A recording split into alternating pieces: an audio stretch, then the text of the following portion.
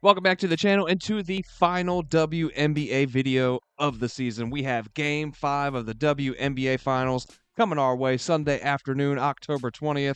Got the Liberty and the Lynx ready to wrap this season up in a winner-takes-all matchup.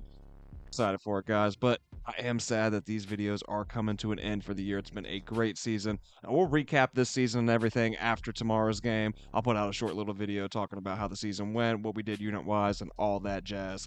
But in the meantime, we're going to dive into Game 5, guys. We're going to break it down and analyze it. We'll talk about which way that I'm leaning as far as the points and the spread, and we're also going to talk about any player props that I found for this game that I like, and then any picks that I put in officially myself, I'm going to list right down there in that pinned comment, so make sure you check back in later. That way you can see if you'd like to ride along with me. But before we get into this game, we got to go over what we took for Game 4 and how that went down. And we had a reverse sweep. We finished 0-3, unfortunately. We took the Liberty on the money line. They end up losing by 2. And then we took Stewie over 1.5 3-pointers made, put a half unit on it, got that at plus money, and we don't cash. She goes 0-4 from downtown, 5-21 from the field. Then we took Benaje Laney Hamilton under 9.5 points, put a half unit on that one. She finishes with 10. So an 0-3 night, like I said, not what we were looking for whatsoever. But still 10-6 in the finals, and we've had a great run through the playoffs, 28-17. We're up over 7 units, so looking to finish strong here with this Game 5, guys. Let's not waste any more time, man. Hit that like button down below for me. Hit subscribe if you haven't already. Now let's get into it. We got the Liberty laying 5.5. We have an over-under sitting at 157.5. Now, guys, what an exciting season it's been, right? And followed by an exciting postseason and WNBA Finals so far. So it's only fitting that we get a winner-takes-all Game 5 here on Sunday night, right? We got the Lynx seeking what would be a record-setting 5th title, while the Liberty, despite being one of the original and most storied franchises in the WNBA, they're going to be looking for their first championship. Game 4, man, it proved to be the tightest game yet this series has seen. It was the first game that neither of these teams built up a double-digit lead in the first quarter, and we saw 13 ties with 14 different lead changes throughout the contest. The Lynx holding on for a 2-point victory there after a late foul that put Bridget Carlton on the line in what was a tie game at the time. They shot the ball almost identical, both teams here.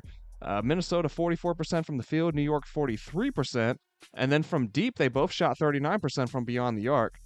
New York won the battle down low once again as well, outscoring Minnesota in the paint 38-26 and out-rebounding the Lynx 40-31. The problem is, and what proved to be the difference in this one, is the Liberty turned the ball over more than the Lynx, and they were outscored in points off of those turnovers at a 19-10 clip, and they also committed more fouls, putting Minnesota on the line more than double of the times that they were able to get there themselves. Officiating has been criticized by both coaches throughout this series, and there was definitely some controversy there in Game 4, probably, more so towards the end of the game. I'm not gonna weigh in on that personally, but there's definitely been some questionable calls both ways. I will say that. And it does look like the WNBA got their wish, man, with this Game 5 here. So that's all I'm going to say about that one. Stewie and Ionescu, they also could not, duplicate their Game 3 heroics. They went just 10 of 36 combined from the field, only 28% shooting between those two. All of this, though, it just led to a 2-point Minnesota win. Both wins in this series have been, or for Minnesota, have only been by 2 points for that matter. And Stewie, man, she talked about it after the loss, right? New York, they respond well after these losses, and I have to agree. New York hasn't suffered back-to-back losses since way back in May when they took their first 2 losses of the season. And quite frankly, man, after this Game 4, they're pissed, right? Go back and watch the post-game press conference for reference if you need to. This team not only feels like they weren't given a fair shake when it comes to calls from the officials, but they know they shot themselves in the foot several times as well and squandered the opportunity to finish this one up in 4 games. And they know that, the same can be said for Game 1, man. Like maybe we're not even at a Game 5. Maybe we don't even get to a Game 4. If they take care of business in that Game 1, it could have been a 3-0 sweep. So New York knows that they've had their chances in this series to close things out, and so far have not delivered. So they are freaking pissed going into Game 5 at home. But look, man, this has definitely been a tricky series to call, but despite the tight finishes, New York has been the better team for much of this series and are back home for this winner-takes-all match. And that's where they want to be. They were tied with the Lynx nonetheless, as the league's best at 16-4 at home. And they outscored opponents by an average of 7 points per game during the regular season when they were playing in New York.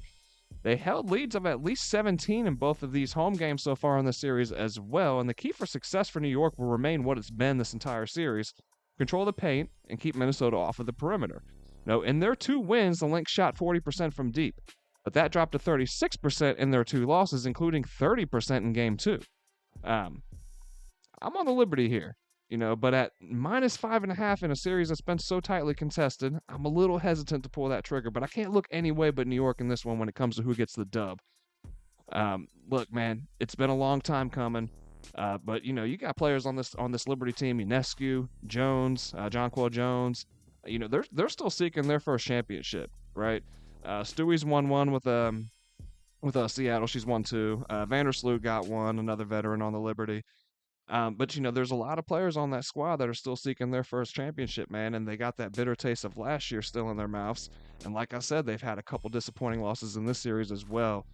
But for the most part, man, they have been the better team in this series, and they have shown it, at least in my opinion. So I'm definitely riding with New York to finish this one out at home, get the dub, bring home their first championship. For the total, man, it's tricky as well, because looking at it from a data standpoint, at least, these two have played 8 times this year. They've hit the over and under this specific number at a 50% rate, splitting 4 and 4. So far in these finals, we've seen the same things. Game 1 and 4 went over that line, or this line specifically, while 2 and 3 went under. This is the lowest line that we've seen in this series, and it opened even lower at 156.5.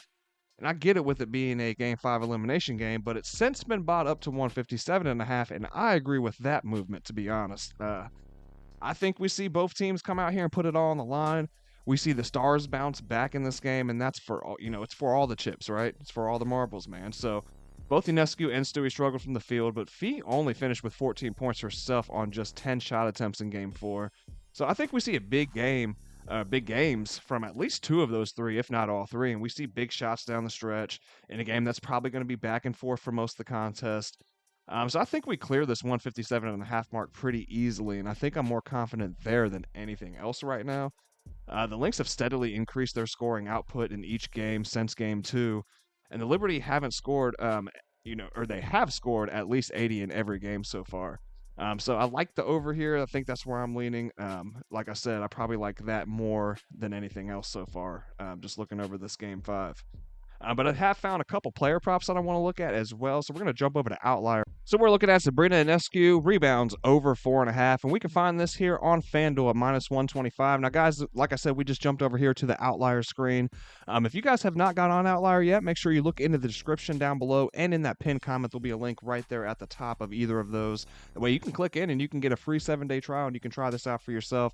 And I wouldn't talk to you guys about anything that I'm not using personally myself. And you'll see, looking at these videos, you can go back and look at, all these WNBA videos in the last few months. And you'll see me talking about Outlier and jumping on Outlier and showing you guys just how useful of a tool it is. It's definitely helped make me a more efficient bettor. I know that's helped me a ton. And like I said, I wouldn't talk about it if I didn't back it myself and I didn't truly believe that myself. Like I said, a great tool, guys, and there's a link down below where you can try it out for free for 7 days, so you really have nothing to lose. So let's take a look at it here. You'll get to see firsthand just how useful of the tool this actually is. So like I said, we're looking at Sabrina Ionescu. We're looking at her rebounds over 4.5 at -125 on FanDuel. And you can see they always list over here on Outlier where you're going to find the best price for each specific prop. So we can see that we can find this on FanDuel, we can find this on BetMGM and Underdog, but FanDuel right now currently has the best odds.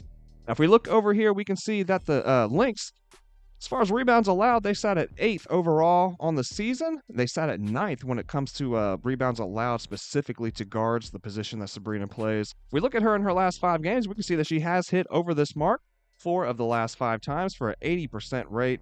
And we can push it back further to check out that consistency, man. She keeps hitting it, right? 70% rate. All that green down there is good. We like to see green. We don't like to see that red. That means she's coming under. But 70% in her last 10, 65% in the last 20. 13 of the last 20 games we have seen her go over this mark. Specifically head-to-head against the Lynx, we're looking good as well, man. A lot more green than we see red. This is starting this year, right?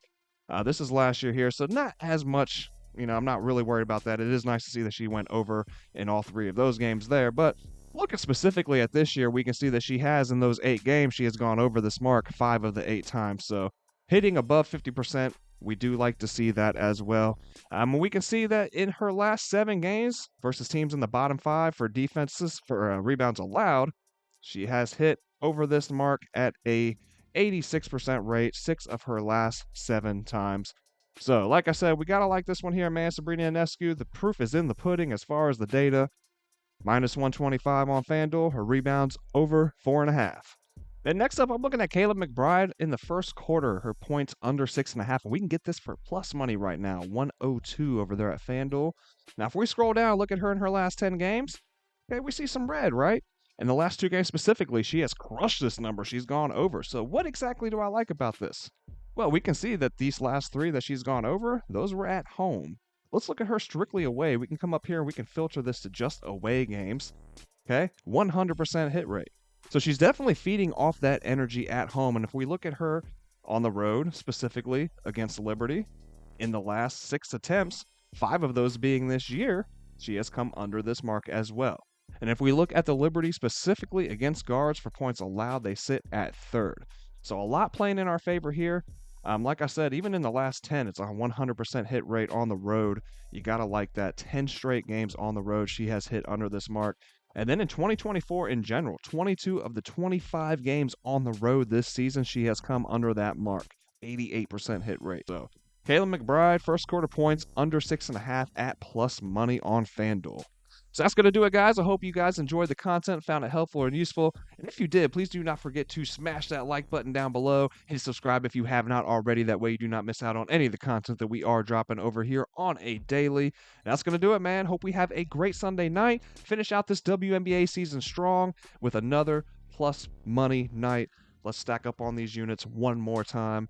I will see you guys on the next video where we recap it all.